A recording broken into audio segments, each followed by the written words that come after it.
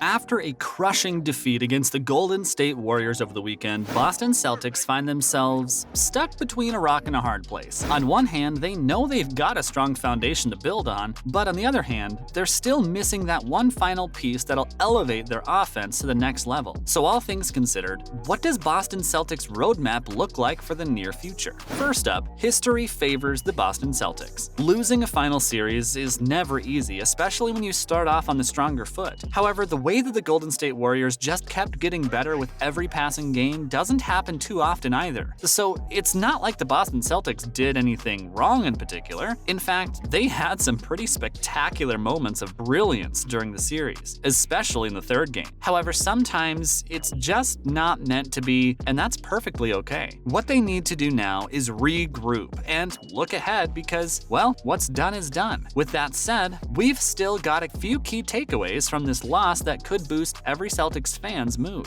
Let's start by taking a look at the history books. Remarkably, 5 of the past 14 NBA champions have won it all after losing the finals in the previous seasons. So whenever a team manages to reach the finals, there's a good chance that they're able to fix whatever issues they've got and come back stronger in the following season. For instance, when the Cleveland Cavaliers played the 2015 finals without Kevin Love and Kyrie Irving, they failed to convert their chances. At full strength, however, they managed to win it all. Next, the Celtics roster lacks that big marquee sign. Now, while the Celtics are definitely capable of following the same path, there's one thing that holds them back from actually emulating the same success: star players. Yes, we know that teams like the 2017 Golden State Warriors or the 2014 Spurs came back from the shackles of defeat to grab the title, but a big part of their success was their new signings like Kevin Durant or emerging players like Kawhi Leonard. The Celtics just don't have that sort of star coming up the ladder. And even if you look at players they could potentially sign, there aren't really that many options out there. Like everyone's been saying that they need a high-level point guard to end their woes in the offense. If you look at their best data though, you'll find that they've actually already churned through several high-level point guards already. For example, Kemba Walker and Isaiah Thomas match the type of profile that they presumably need right now, but they didn't lead the Boston team to the finals. Oh, and let's not even discuss the budget constraints that they've got going on right now. Seriously, there's no way that they could attract top talent even if they wanted to, as they're already well above their $122 million salary cap. So all we can expect are mid-level changes, but nothing too drastic. And there's massive room for improvement during turnovers. Basketball's a fast sport, and things can turn around pretty quickly. So if you're not on top of your game, especially during a finals game, then that lack of sharpness can cost you dearly. And that's exactly what happened to the Celtics, too. You see, it's not that they don't have good players or that they're prone to making mistakes, it's just the fact that whenever they got hold of the ball, they just couldn't handle it. Like, we've got actual stats to back that up. Take turnovers, for example. Did you know that the Warriors shattered the record for most points off of turnovers in a single final series with 130 against Boston? Who was at fault for that? Well, one of the main culprits was Jason Tatum, who became the first player in NBA history to turn the ball over 100 times in a single postseason. And as a result, Boston gave the ball away on a 15.4% of its possessions in the playoffs. For context, only the Houston Rockets managed to surpass that record in the regular season, so there's tons of work to be done in that department.